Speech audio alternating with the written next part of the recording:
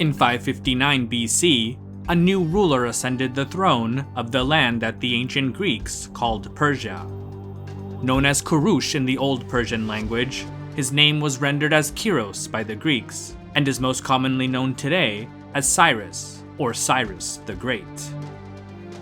Initially, Cyrus II wasn't a very powerful ruler, at least not by the kingdom he presided over, for that technically belonged to his grandfather and overlord, the Median king, Astyages. However, Cyrus had the gift of leadership and charisma, and this, at least according to the Greek historian Herodotus, made him a great threat to Astyages. Cyrus is said to have rebelled against his grandfather, who came out to meet him on the plain of Pasargadae. There, Cyrus defeated him in battle, in large part because Astyages' troops refused to fight for him and went to the Persian king's side. Thus, Cyrus, who himself was half Mede, became the new king of Media and all of its territories, which was the core of the state that we today refer to as the Achaemenid Persian Empire. For Pharaoh Ahmose II of Egypt's 26th dynasty, better known as Amasis II, such matters on the other side of the known world were of little concern. In his mind, Media had simply exchanged one ruler for another. Between him and this new, so-called empire, were two others, that of the Lydians, ruled by their king, Croesus, and another ruled over by the Babylonians, whose king, Nabonidus, seems to have been more occupied with worshipping the moon god Sin than governing his state or expanding its borders, both of which made him less threatening to Egypt. However, by 530 BC, Amasis was gripped by fear. There was now a new superpower on his doorstep, the largest that the world up until then had ever seen. It had conquered both Lydia and Babylonia, and taken over their imperial possessions. The once petty king of Persia, Cyrus II, now saw himself at the head of a rapidly expanding empire, and all signs indicated that Egypt was his next target. Amasis prepared to defend his kingdom as best as he could by amassing his troops and hiring thousands of Greek mercenaries to defend his country. He must have breathed a sigh of relief when news reached him that Cyrus had been killed in battle on the steppes of Central Asia in 530 BC. Amasis' throne had been saved, and he was able to live the final years of his life as pharaoh until he too died in 526 BC. He was succeeded by his son, Psamtik III. On his deathbed, Amasis knew his country was in grave danger. He had undoubtedly heard that Cyrus's successor, his son Cambyses II, had spent the past 3 to 4 years assembling a massive invasion force poised to strike Egypt, an army that Psamtik would likely be unable to stop. In 525 BC, Cambyses II invaded Egyptian territory and met the new pharaoh, Psamtik III, in battle outside the town of Pelusium. Herodotus says that there were large numbers of casualties on both sides, but ultimately, the Egyptian army was defeated. What was left of the Egyptian force, along with Psamtik III, fled to Memphis. Cambyses II sent envoys to the storied Egyptian city in an attempt to resolve the conflict, but Herodotus states that Psamtik had them killed. According to him, when the Egyptians were routed in battle, they fled in panicky disorder and did not stop until they had shut themselves up in Memphis. Cambyses sent a Mytilean ship up the river carrying a Persian herald to invite the Egyptians to enter into an agreement. But when the Egyptians saw the boat approaching Memphis, they all rushed together out of the wall and destroyed the ship, tearing the men of its crew limb from limb and taking what was left back inside the wall with them. After this, the Egyptians endured a siege for a time, but finally surrendered. Their neighbors, the Libyans, were quite alarmed at what had happened to Egypt and surrendered without a fight, agreeing to the payment of tribute and sending gifts to Cambyses. The citizens of Kyrene and Barcae shared the same fears as the Libyans and yielded in a similar way. Psamtik was eventually captured, and according to Herodotus, he and his family endured all sorts of insults from Egypt's new Persian conqueror. However, Cambyses eventually pardoned him and even gave him his kingship back, provided that he would now serve the Persian crown. In the end, this was not enough for Psamtik. Herodotus reports what happened during his final days in the following passage. From that time on, he suffered no violence from Cambyses, and if only he had known how to restrain himself from making trouble, he would have received Egypt back again, to serve as its administrator for the Persians, for it is the Persian custom to honor the sons of kings, and to return the administration of affairs to sons, even sons of fathers who have revolted. But be that as it may, Psamtik did scheme to make trouble, and he paid the price for it, for he was caught inciting the Egyptians to revolt, and when this was made known to Cambyses, Psamtik drank the blood of a bull and died instantly. And so, that is how he ended his life.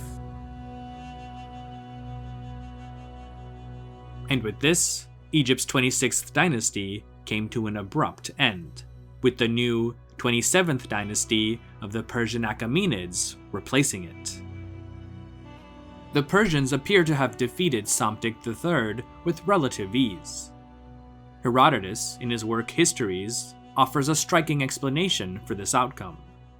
He claims that at Pelusium, the Persians exploited the Egyptians' deep reverence for cats, animals sacred in Egyptian religion due to their association with the goddess Bastet. According to Herodotus, Cambyses II instructed his soldiers to carry cats and other sacred animals into battle, or to paint their images on their shields. The Egyptian troops, unwilling to harm these revered creatures or their symbols, hesitated to fight, which ultimately contributed to their own defeat. While most scholars dismiss this account as a myth or anti-Persian propaganda, other, more plausible factors likely influenced the outcome of the Battle of Pelusium. Low morale and widespread dissatisfaction with the ruling regime were key among them, especially within the Egyptian military, which had long resented Amasis II's favoritism toward Greek, Carian, and other foreign mercenaries at the expense of native soldiers. This internal discontent weakened Egypt's defenses and left Psamtik III vulnerable to a Persian attack. With Psamtik III defeated, Cambyses II turned his attention to the surrounding regions. Libya and the Greek city of Kyrene submitted without resistance, but the famed oasis of Siwa did not.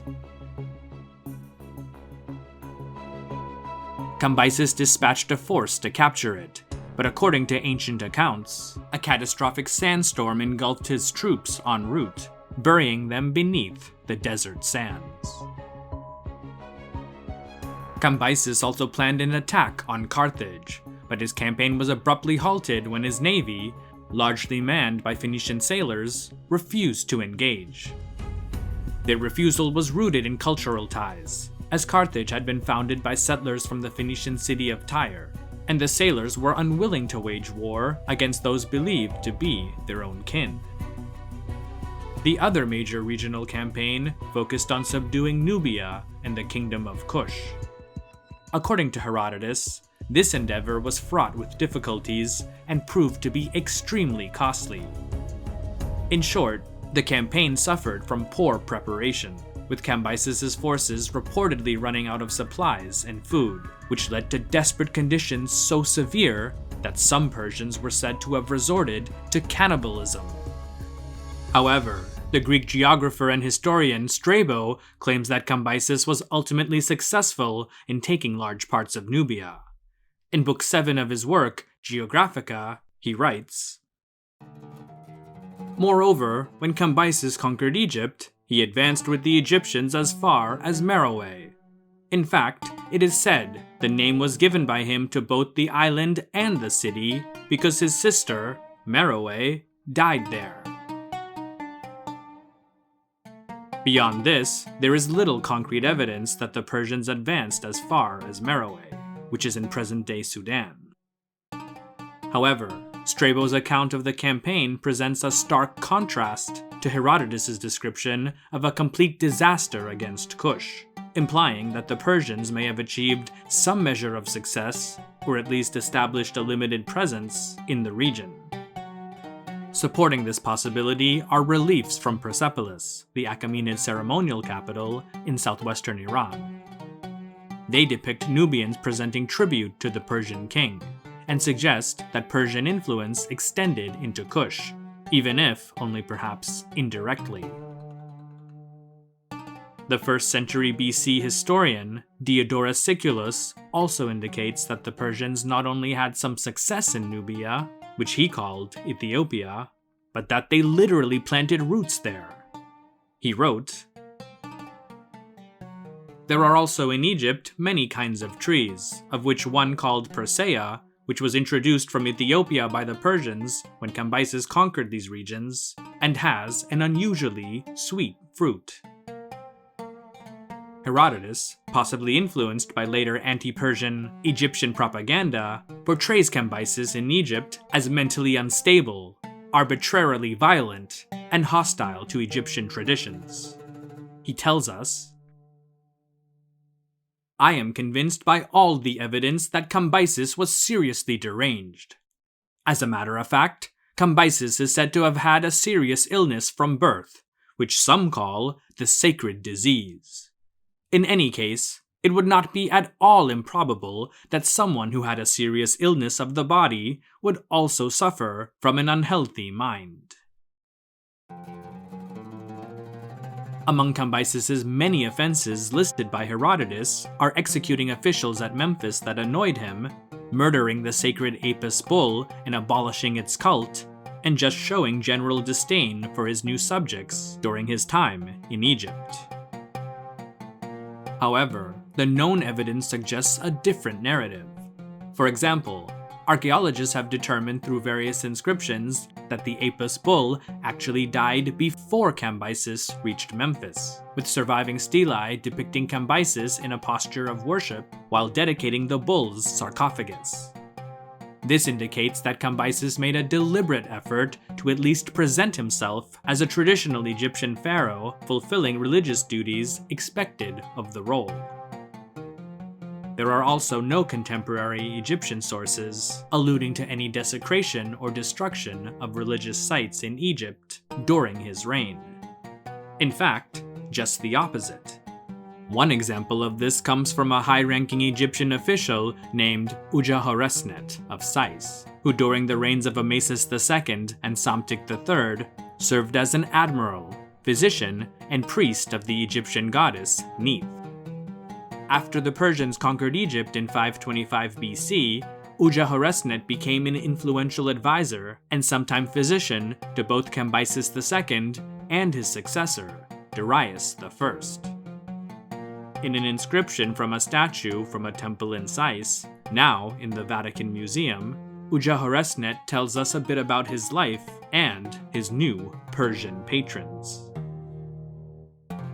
"The great chief of all foreign lands, Cambyses, came to Egypt, the foreign peoples of every foreign land being with him. He gained majesty of this land in its entirety. They established themselves in it, and he was great ruler of Egypt and great chief of all foreign lands. His Majesty assigned to me the office of chief physician. He made me live at his side as friend and administrator of the palace. I composed his titulary in his name of King of Upper and Lower Egypt. The King of Upper and Lower Egypt came to Sais. His Majesty betook himself to the temple of Neith. He touched the ground before her very great majesty, as every king had done. He organized a great feast of all good things for Neith, the Great One, the Mother of God, and the great gods who are in Sais, as every excellent king had done. His Majesty completed all that is useful in the Temple of Neith. He established the libation for the Lord of Eternity in the Temple of Neith, as every king did earlier. That did His Majesty do, because I had caused him to recognize how everything useful had been fulfilled in this temple by every king, because of the importance of this temple, for it is the place of all the gods who live eternally. Both the words of Herodotus and archaeological evidence make clear that Cambyses II spent 4 years in Egypt, an exceptionally long time for any ruler to remain in a distant province of what was then the largest empire that the world had ever seen. If accurate, this highlights the strategic importance that Cambyses and the Persians placed on Egypt within their expanding state. The Assyrians before them had also conquered Egypt, but they seem to have not invested enough men and resources of their own to keep it, and instead relied on local dynasts to do their bidding. Cambyses' time in Egypt and his active participation in local Egyptian rites and rituals shows that he did not intend to make the same mistake. Either this, or like many Greeks and Romans who would come in the centuries after him, he may have just simply been fascinated with Egypt and its culture. However, Cambyses' prolonged stay in Egypt came at a heavy cost, one that ultimately led to his death and nearly triggered the collapse of the Achaemenid Persian Empire itself. In the late spring or early summer of 522 BC, Cambyses received the message that all kings fear. A usurper now sat on his throne. According to Herodotus and the later account of Darius I, the usurper was said to be Cambyses' own brother, Bardia, or rather, more intriguingly, an impostor posing as Bardia. This uncertainty would plunge the empire into chaos and set the stage for one of the most turbulent periods in its history. Leaving behind a Persian satrap or governor named Artaxerxes to oversee Egypt in his absence, Cambyses raced back to the Persian heartland in southwestern Iran to deal with the impostor. But on the way there, he died from what most agree were the complications of a stab wound, which Herodotus wrote was self-inflicted. Other historians have different accounts, including that there may have been some foul play involved. The death of the Persian King of Kings was a crisis in itself, but perhaps just as problematic was that Cambyses died childless and without an heir. This set the stage for what historians consider to be one of the most controversial successions in ancient history. The throne ultimately passed to a distant relative of Cambyses and a high-ranking member of his royal guard, Darius, also known by his Greek name, Darius. Today, he's best known as Darius I of Persia. Darius faced immediate challenges, as the empire was thrown into turmoil by widespread rebellions that nearly tore the state apart.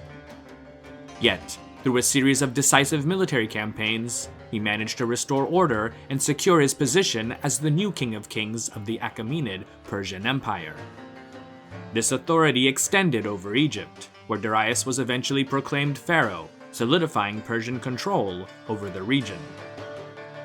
In the aftermath of Cambyses' death, some local Egyptian dynasts, particularly in the Delta region, seized the opportunity to challenge Persian authority. Among them was Petubastis of Bubastis, who may have even proclaimed himself king in an attempt to assert independence.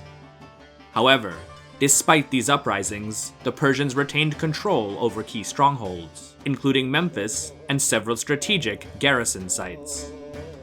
After quelling revolts in other parts of the Achaemenid Empire, Darius I turned his attention to Egypt. In 518 BC, he marched into the region with a formidable army, swiftly crushing the rebellion and forcing the defiant dynasts into retreat. Such actions reasserted Persian dominance over Egypt. Having spent nearly 4 years in Egypt alongside Cambyses, Darius I was already well acquainted with its people, customs, and administrative systems. Like his predecessor, he adhered to existing Persian policies in Egypt, emphasizing respect for local traditions while reinforcing imperial control.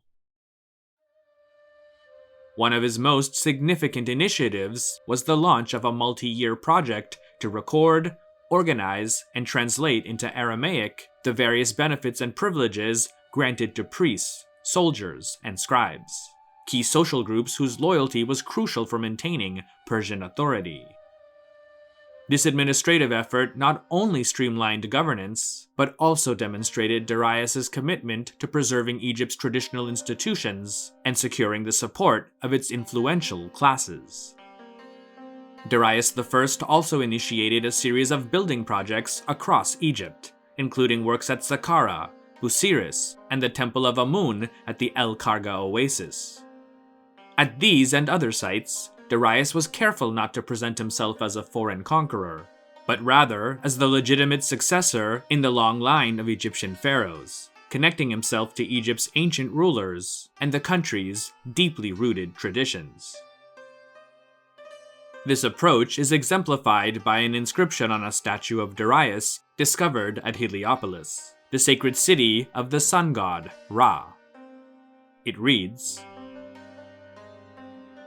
"The perfect god, who acts with his own hand, sovereign, ruler of the two crowns, who inspires fear in the hearts of humankind, whose power conquered both of the two lands, who acts according to the command of the god, the son of Ra, born of Atum, living image of Ra, whom he placed on his own throne to organize that which he had begun on earth.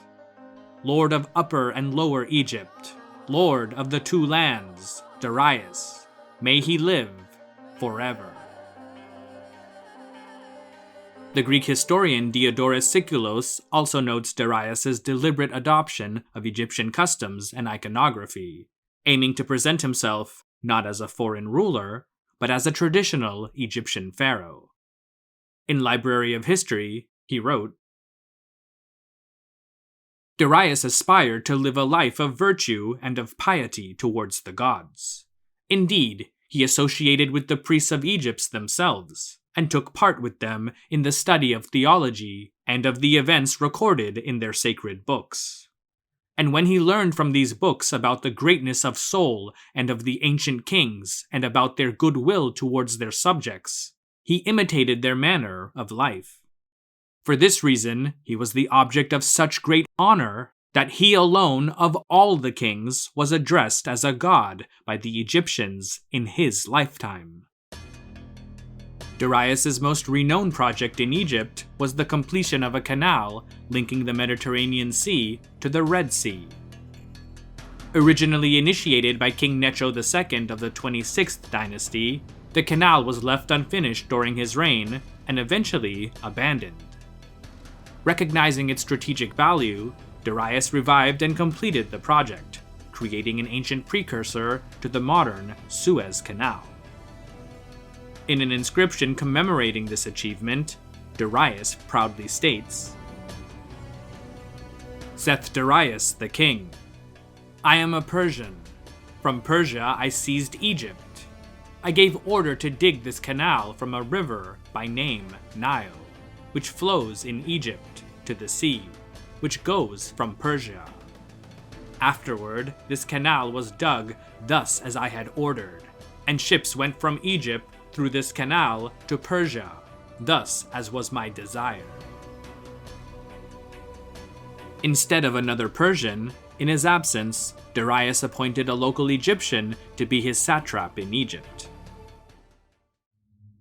By this point in history, Egypt had been ruled by kings of various foreign origins, yet nearly all of them chose to reside within Egypt itself. While some might argue that Kushite kings, such as Piye, spent more time in their native capital of Napata, they were nonetheless deeply rooted in Egyptian culture and religion, arguably more so than some native Egyptians themselves.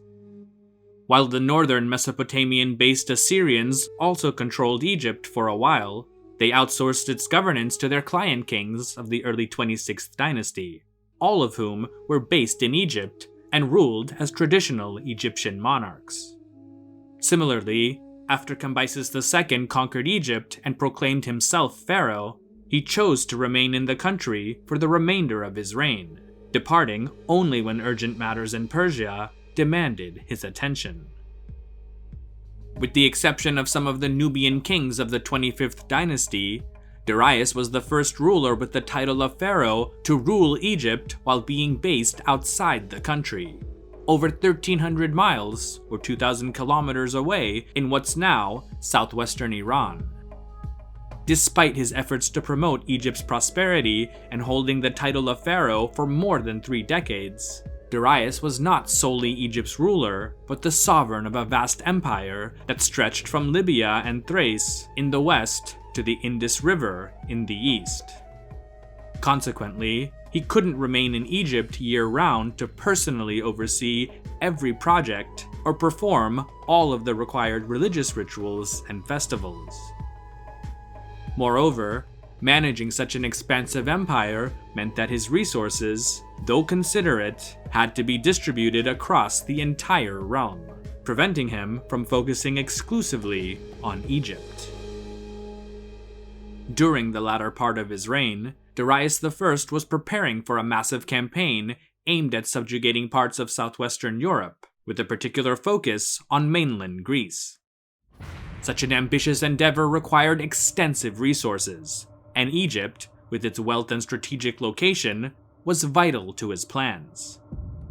The kingdom on the Nile was tasked to provide ships, skilled sailors, troops, and crucial supplies like grain and other foodstuffs needed to sustain such a massive campaign. However, this increased demand placed a heavier tax burden on Egypt, likely fostering or even exacerbating already established local discontent. The strain of supplying the Persian war effort may have fueled growing resentment among the Egyptian population. For these, and perhaps other reasons, a rebellion erupted in Egypt in 487 BC, towards the end of Darius's reign, which posed a significant threat to Achaemenid control over the western fringes of the empire. With Egypt in revolt, the planned campaign into Greece had to be postponed. The uprising was likely orchestrated by Dynasty in the Delta region, as the satrap's main garrison continued to hold Memphis and other key cities. However, Darius I was unable to suppress the rebellion, as he died the following year in 486 BC. His son and successor, Xerxes I, ascended the throne as the new Achaemenid King of Kings, and, by default, became the new pharaoh of what was now a rebellious Egypt. The challenge of restoring Persian control in Egypt became one of the many issues that Xerxes faced at the outset of his reign. Historical sources don't mention any major battles or instances of fierce resistance when Xerxes' forces marched into Egypt to crush the rebellion and reassert control over the region. Scholars contend that it's likely that the local Dynasty avoided a direct confrontation with Xerxes' overwhelming military forces by simply withdrawing into their strongholds and perhaps renewing their vows of fealty to the new Persian pharaoh. The only real mention of what happened comes from Herodotus, and his words are exceptionally vague, save for the name of the satrap Xerxes left behind. He wrote, "He led the expedition against those who had revolted, and once he had subjugated them, he imposed a more oppressive slavery upon Egypt than had been enforced during the reign of Darius. Then he handed the rule of the country over to his brother Achaemenes, who was also a son of Darius." Unlike his father, Darius I, who had spent considerable time in Egypt before ascending the throne and actively worked to integrate himself into the country's pharaonic traditions, Xerxes showed far less interest in the country. He made little effort to present himself as part of Egypt's long line of pharaohs, viewing Egypt primarily as just another satrapy within the vast empire he'd inherited. In 480 BC, Xerxes led a combined land and naval force of, according to some estimates, nearly 200,000 men into southeastern Europe.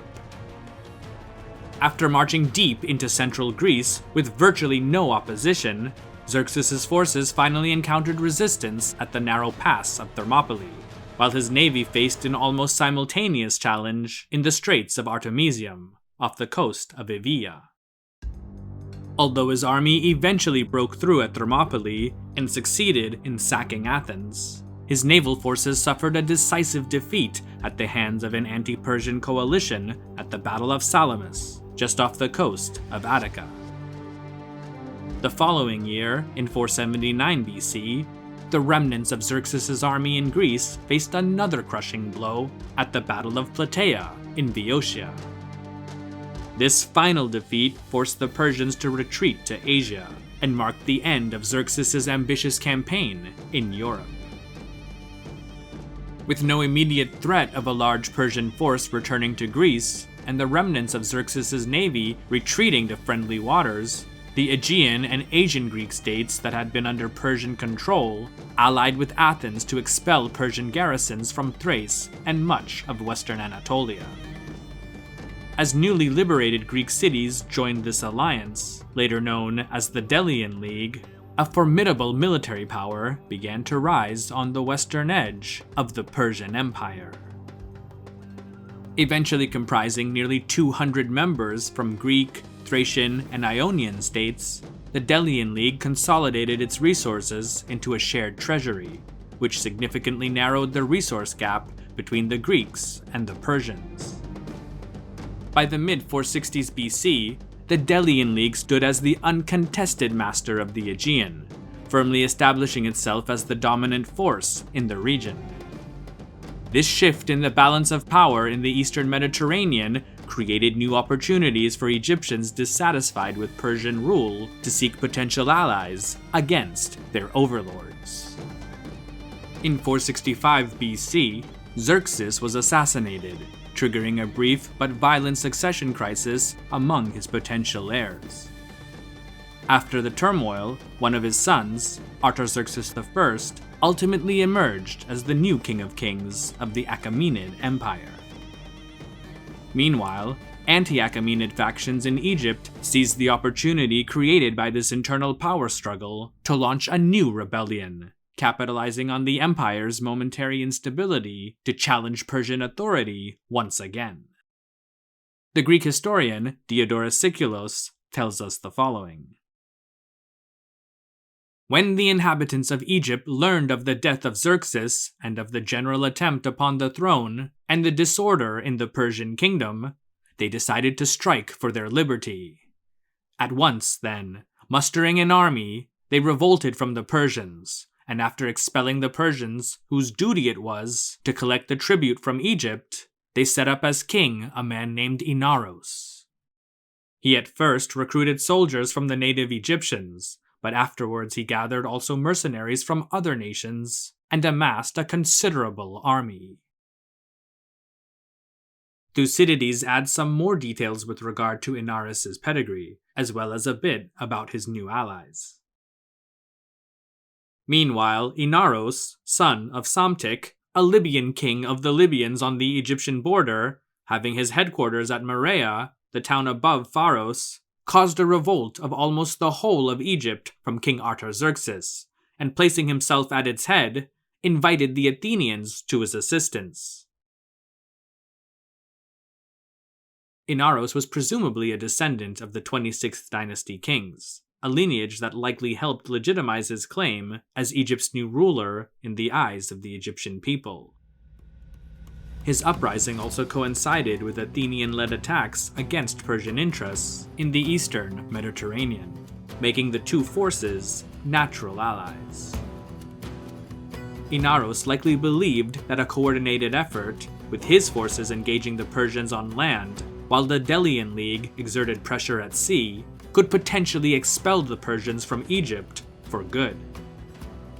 The Athenians appear to have shared this vision, as they eventually redirected their fleet of 200 ships from planned operations in Cyprus to support Inaros in Egypt. By then, Artaxerxes had already dispatched reinforcements, which arrived at Memphis.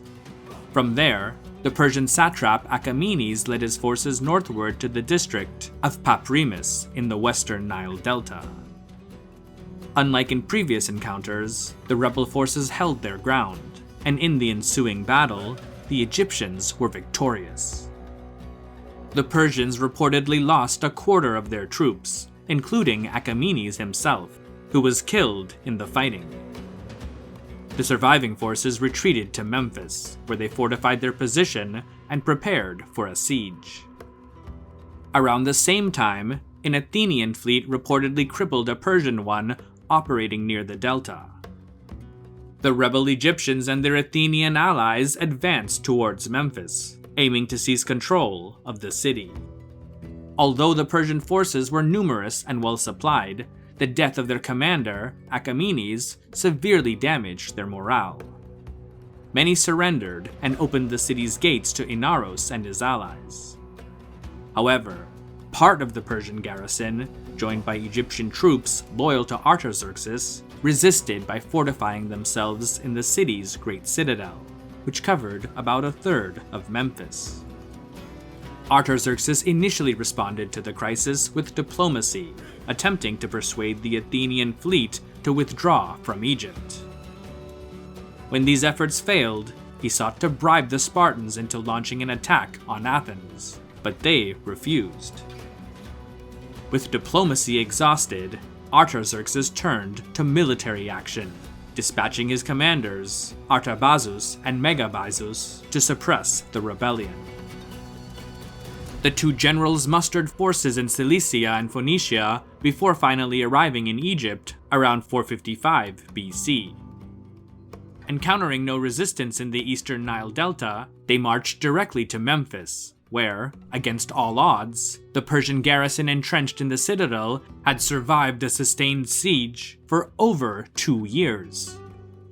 While Inaros and his Athenian allies still controlled much of Memphis, the arrival of such a large Persian army, reinforced by naval support, forced their hand. Recognizing that they were outmatched, they abandoned the city and withdrew northward, ceding control of Memphis back to the Persians. The Athenians regrouped in the northern Nile Delta at the town of Prosopitis, where they managed to hold out for a time. However, the Persians eventually breached their defenses and succeeded in destroying the Athenian fleet. The surviving Athenians retreated further into the western delta, Inaros' home region, in a last attempt to sustain the rebellion. In a final bid to salvage the situation, Athens dispatched 50 ships as reinforcements, but the majority of them were destroyed by the Persians and their Egyptian allies. With his Athenian backers decimated, Inaros was left fatally weakened. According to Thucydides, he was eventually betrayed, captured, and crucified by Artaxerxes' men. The rebellion was over, and Egypt was once again firmly under the control of the Achaemenid family, or the 27th dynasty, with the Persians now in a much stronger position in the eastern Mediterranean due to the crippling losses suffered by the Athenian-led Delian League in the marshes of the Nile Delta. Despite his victory in Egypt, Artaxerxes I recognized that the Delian League remained a formidable force, one capable of rebuilding its fleet and launching future attacks on Persian possessions, including the strategically important island of Cyprus. He also likely understood that a direct military assault on Athens, the heart of the League, was not a viable option. The costs of Xerxes' failed invasion of Greece nearly 3 decades earlier still echoed throughout the western reaches of the Achaemenid Empire, leaving scars on both its finances and military strength. Artaxerxes was unwilling to risk more blood and treasure on what, even in victory, would have been an immensely costly campaign. It was not the possession of Greece that most concerned Artaxerxes I, but rather the need to maintain control over Egypt, whose rebellious factions would undoubtedly seek Athenian support again in the future.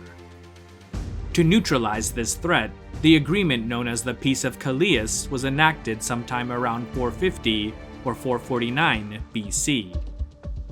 Named after the Athenian diplomat Callias, who negotiated the treaty, the agreement aimed to establish clear boundaries between Persian and Athenian spheres of influence. Under the terms of the treaty, Persian officials were prohibited from coming within a 3-day march of the Greek city-states along the eastern shores of the Aegean, particularly in the region of Ionia. Additionally, Persian ships were barred from sailing beyond the midpoint of southern Anatolia into the Aegean Sea. In return, the Athenians pledged not to incite or support uprisings in territories ruled by the Persian king, including Cyprus and Egypt. The treaty effectively severed the potential alliance between Egyptian rebels and Athens, significantly diminishing the likelihood of a successful Egyptian revolt. With Athenian support withdrawn, there were no other major powers in the region with either the means nor the motivation to support a rebellion in Egypt, especially Lower Egypt, where antagonism towards Persian rule was the strongest. As for Upper Egypt, specifically the region south of Memphis, there's no evidence that local power brokers rose up in support of Inaros' rebellion. While ancient sources don't explicitly explain this lack of involvement, several factors may have contributed. First, the Nile River south of Memphis was far easier for the Persians and their navy to control than the complex, marshy terrain of the Delta, where the rebellious dynasts were concentrated, particularly around the city of Sais. The open waterways allowed Persian forces to maintain tighter control and limit the spread of the rebellion. Second, Egyptian leaders in the south may have seen little advantage in backing the revolt. From their perspective, exchanging their Persian masters for the Libyan-descended dynasts in the north offered no meaningful benefit. It would simply be trading one ruler for another. For many, it was likely more pragmatic to remain neutral, wait out the conflict, and align themselves with whoever emerged victorious. In 423 BC, Artaxerxes I died and was succeeded by one of his sons, who ascended the throne as Darius II. As the new king of Persia, he also inherited the title of Pharaoh of Egypt. However, like his two immediate predecessors, Darius II appeared to show little personal interest in his role as pharaoh, leaving the administration of Egypt largely in the hands of his satraps. Despite this detachment, Darius II did allocate funds for various local building projects. His reign, particularly during its first decade, was marked by a period of relative stability in Egypt. Since around 450 BC, Athens had maintained peace with Persia, but in the following decades, it became embroiled in a prolonged conflict with Sparta and its allies, a war commonly known as the Peloponnesian War. One of the most consequential episodes of this conflict occurred in 413 BC during a disastrous naval expedition off the coast of Sicily. The decisive defeat took place in the Great Harbor of Syracuse, where the Athenian fleet, already weakened by earlier engagements and a failed blockade, was trapped and ultimately annihilated by the combined forces of the Syracusans and their Spartan allies. This catastrophic loss dealt a severe blow to Athenian naval power and marked a turning point in the broader conflict. This disaster also appeared to signal an end to Athens as a major power in the Mediterranean and prompted Persia to abandon its interest in maintaining peace. Darius II, recognizing Athenian influence was in sharp decline, no longer feared potential interference from the Delian League in Egypt or the Eastern Mediterranean. With little incentive to uphold the terms of the Peace of Callias, Darius II formally revoked its concessions and instructed his western satraps to resume the collection of tribute, including overdue payments from the Greek cities in Asia Minor. This shift in policy reasserted Persian authority in the region and further strained relations between Persia and the weakened Athenian-led Delian League. The renewed Athenian-Persian conflict had wider repercussions, particularly in Egypt, where Delta dynasts saw an opportunity to challenge Persian rule once again. Signs of unrest included localized revolts, attacks on estates of the Persian satrap Arsames, and Egyptian grain shipments to Athens, all suggesting hope that Athens might once again intervene in Egyptian affairs. By 410 BC, the situation had escalated enough that the Persian satrap Pharnabazus recalled a fleet from the Aegean to Phoenicia after learning that both the Kedarite Arab king as well as the Egyptians had designs on the region. This strategic shift indicated that Egyptian resistance had grown to a level significant enough to alarm Persia, raising concerns about wider regional instability and the possibility of renewed Athenian intervention. Meanwhile, Persian satraps in Anatolia, lacking strong military forces of their own, funded a Spartan navy to regain control over the lost Greek cities of Asia Minor and to resume tribute payments.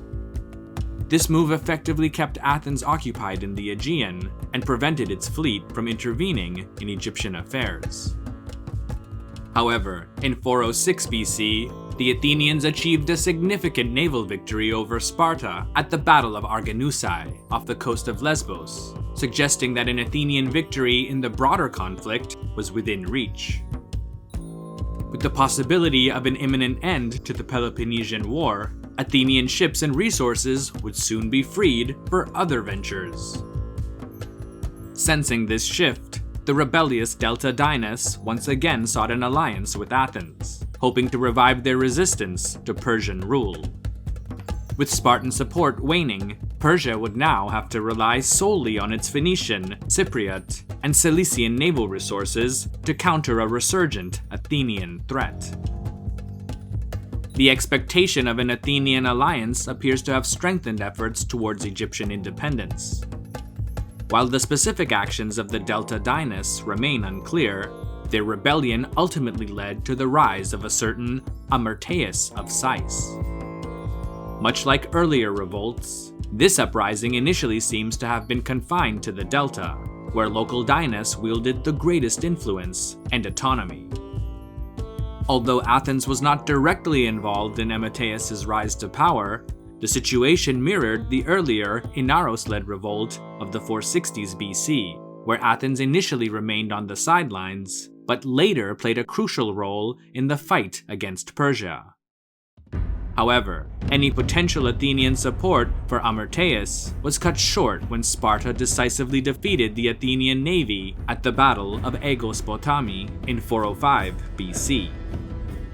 By mid-404 BC, Athens had surrendered to its Peloponnesian rival, marking the end of the Peloponnesian War. With its remaining fleet destroyed, the Athenians lost their capacity to influence events in Egypt or challenge Persian power in the eastern Mediterranean. The collapse of the Athenian-led Delian League significantly reduced Persian concerns over potential Greek intervention in Egypt, but Amyrtaeus' control of the Delta continued to pose a serious challenge to Achaemenid authority.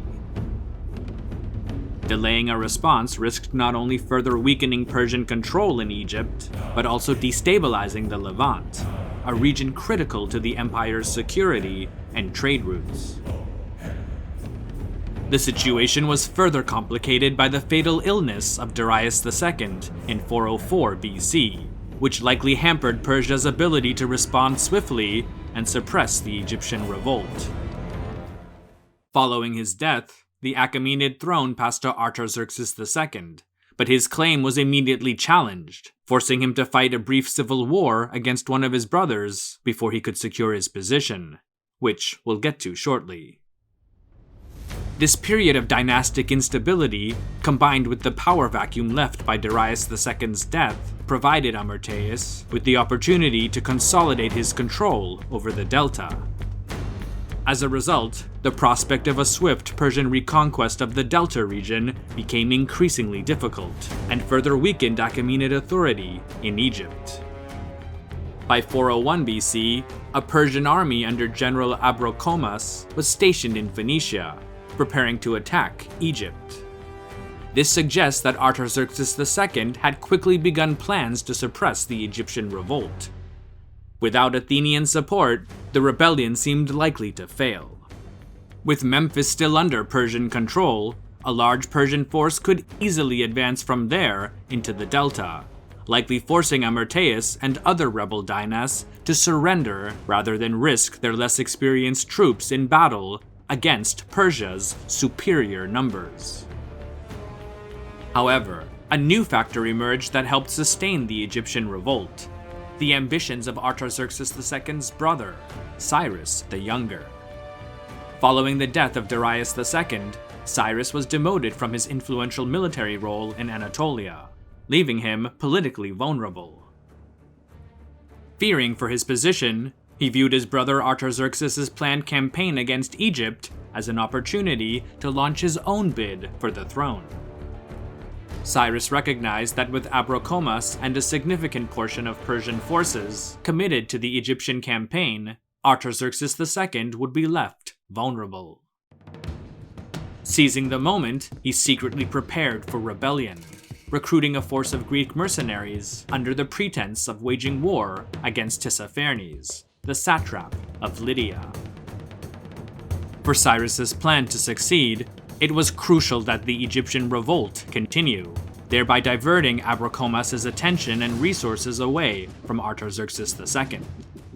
To this end, Cyrus took deliberate steps to encourage the Delta dynasts to maintain their resistance against Persian advances, strategically using Egypt's instability to further his broader ambitions. The Delta dynasts were receptive to Cyrus's overtures because they stood to benefit regardless of the outcome. If Cyrus emerged victorious, he would likely grant them favorable concessions in return for their support. Conversely, if Cyrus failed, the ensuing conflict would still weaken Artaxerxes, leaving him unable to mount a swift campaign against Egypt. However, Cyrus's plans unraveled when Tissaphernes, the loyal satrap of Artaxerxes II, uncovered his scheme and swiftly warned the king. This forced Cyrus to act prematurely. Rather than moving directly to confront Artaxerxes, he advanced cautiously, fully aware that Abrikomas, who was still stationed in Phoenicia in anticipation of an Egyptian invasion, could be redirected against him at any moment. When Cyrus learned that Abrikomas had halted his march, he seized the opportunity to cross the Euphrates and move toward a direct confrontation with Artaxerxes at Cunaxa, just north of Babylon. During the ensuing battle, Cyrus charged at Artaxerxes but was killed in the attempt, bringing his rebellion to an abrupt end.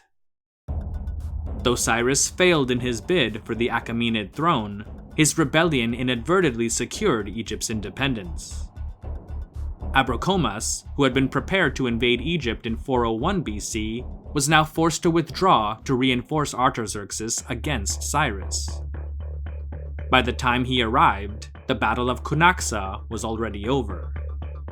In the aftermath, Artaxerxes II, preoccupied with consolidating his rule and addressing the widespread support that Cyrus had garnered amongst Persian elites, postponed the planned Egyptian campaign. The delay granted the Egyptian rebels a crucial reprieve, enabling them to consolidate their hold on the Delta and prolong their resistance against Persian occupation.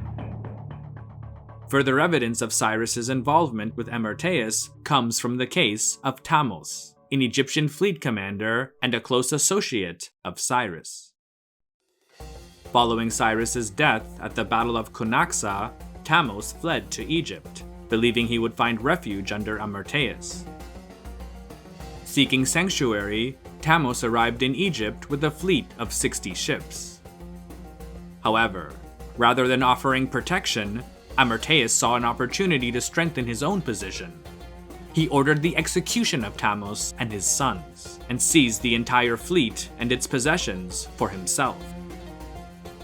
This ruthless act not only expanded Amyrtaeus' naval power to better protect his new kingdom from a future Persian attack, but also documented the often pragmatic and opportunistic alliances that shaped the broader conflict. Until 401 BC, documents from Elephantine continued to use Artaxerxes II's regnal years for dating official records. However, by 399 BC, these documents shifted to year 5 of King Amyrtaeus, indicating that by 400 BC, Amyrtaeus had successfully extended his rule over all of Egypt. Although the exact details of how he achieved this remain unknown, based on the sources available, one plausible reconstruction of events goes as follows. Initially, Amyrtaeus may have executed Thamos, Cyrus's naval commander, as a calculated gesture to gain favor with Artaxerxes II, framing it as the punishment of one of Cyrus's key allies. However, when Artaxerxes ultimately postponed his planned invasion of Egypt, Amyrtaeus no longer faced the immediate threat of Persian retaliation. Thus, he likely mobilized his forces and launched an offensive southward toward Memphis. With the troops originally gathered to repel Abracomas' expected invasion, and the addition of Thamos' captured fleet, Amyrtaeus was well positioned to challenge the Persian river forces stationed at Memphis. The combined strength of his land and naval forces would have given him the necessary leverage to secure control over Memphis, and from there, the ability to consolidate his rule over all of Egypt.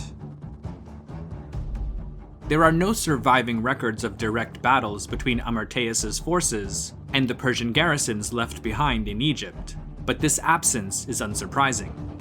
Faced with disrupted supply lines, unpaid wages, and no prospect of reinforcements, many Persian troops likely surrendered without resistance, or even switched allegiance to Amyrtaeus. While high-ranking Persian officials in Egypt were probably executed, the existing network of Egyptian bureaucrats largely remained intact. This allowed Amyrtaeus to inherit an efficient administrative system, much like the Persians had done when they conquered Egypt in the 520s BC. By around 400 BC, after 125 years of Persian rule, Egypt was once again fully independent of any foreign occupation.